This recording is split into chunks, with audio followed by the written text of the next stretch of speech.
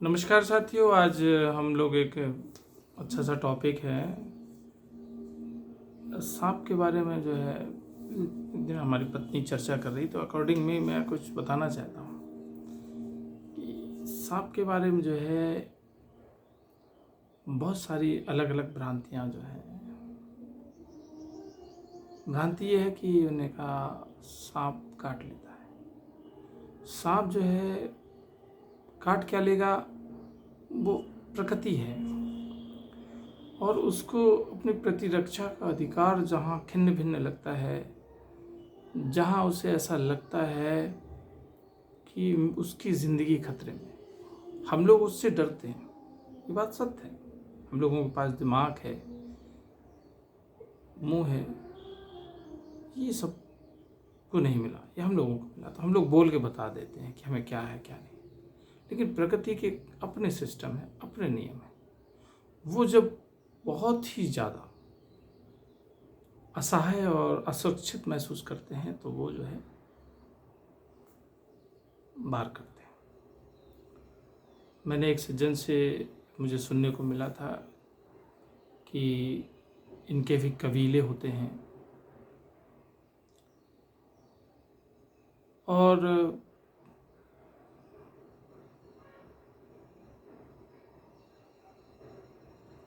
तरह तरह की इनका हिसाब किताब होता है। अच्छा, एक चीज़ और बताते हैं कि सांप कभी दूध नहीं पीता है। सांप जो सुनने की क्षमता भी बताते हैं कि ना के बराबर रहती है। वो वाइब्रेट जब ज़मीन होती है, उसके ज़मीन से जब लग के चलता है तब वो महसूस करता है। तो वो कबीले हम जो बता रहे हैं, तो इनके ग्रुप, जैसे हम लोगों के क्षेत्र ये जगह हैं, इकाई हैं, तो हम लोग जैसे अपने क्षेत्र की भाषा बोलते हैं, उनके भी कबीले होते हैं, बैठते हैं।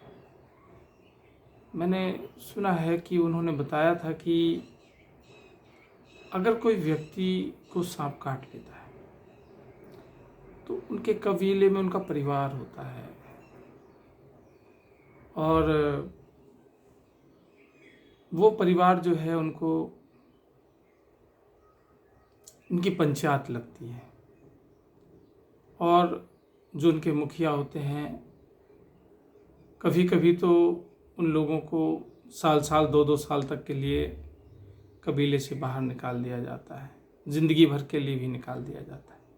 उन्हें अकेले, जैसे कि एक परिवार में 10 लोग रहते हैं और एक गलती करे तो उसे घर से निकाल दो, तो परिवार का दर्द आप समझ सकते हैं कि अपने परिवार के बीच में जो रहता है और फिर बिना परिवार के रहे तो कितना कष्ट।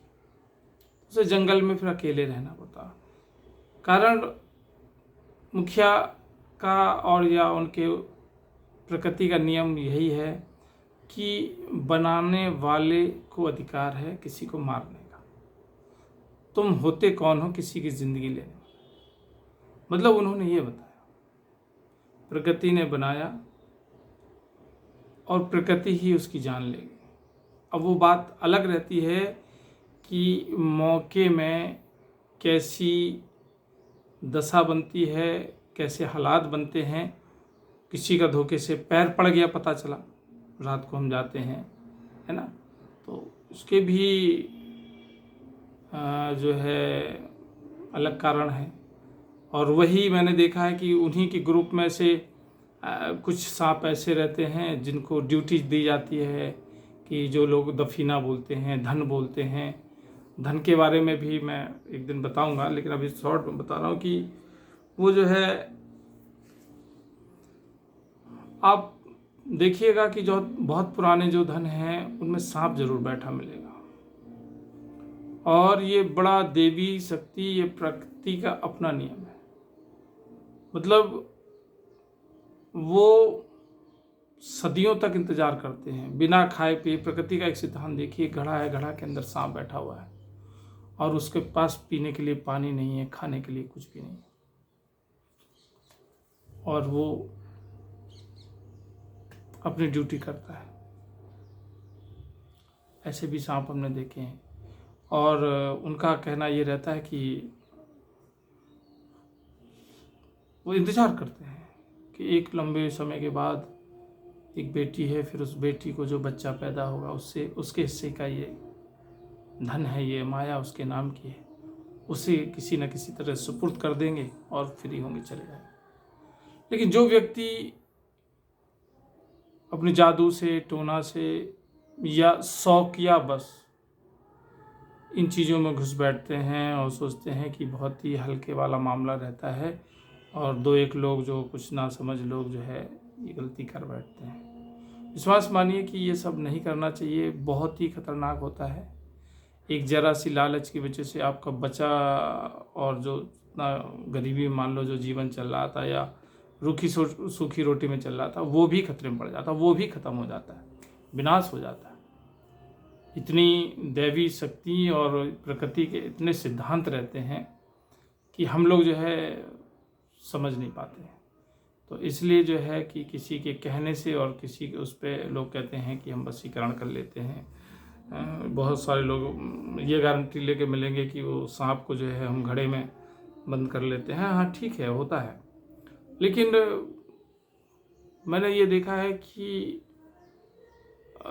जो पुराने कबीले के लोग थे, पुराने राजा महाराजाओं के थे, तो वो जब भी दफन करते थे ज़मीन में कोडिंग के हिसाब से करते थे, और उसमें अपनी जादुई शक्तियों से मान लीजिए या तांत्रिक शक्तियों से उसमें आत्माओं को भी उनकी रक्षा के लिए उसमें ऐसे व्यवस्था करके उसमें कुछ आत्माओं को या कुछ शक्तियों को भी उसके अंदर बंद किया जाता कि वो भी रक्षा करें, और वो बहुत ताकतवर शक्तियाँ होती थी।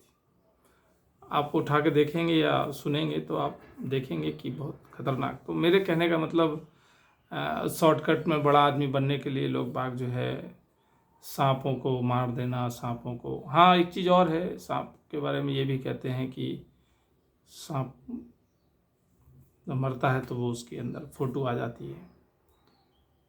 नाग मरता है, नागिन फिर उसकी फ़ोटो देख लेती है, फिर उसको डसती है। ऐसा कुछ नहीं है, इत्तेफाक है ये, ऐसा नहीं है। उनके एक शरीर में जो है गंध है, शरीर में वो गंध जो है, इनकी सेंसिटिविटी बहुत तेज़ होती है, तो उस गंध के माध्यम से कभी कभी हो जाता है उस व्यक्ति से। लेकिन ऐसा नहीं है कि कोई DSLR कैमरा उनकी आंखों में लगा है और फ़ोटो खींचें बहुत सारी जगह, ऐसा कुछ नहीं है। दूध नहीं पीते, हाँ ये प्रकृति है, ये खतरनाक होते हैं और धर्म से भी जुड़े हुए हैं, भोले बाबा का बताते हैं। तो भोले बाबा सृष्टि चला रहे हैं, तो ये सब मैनेजमेंट के हिसाब से है।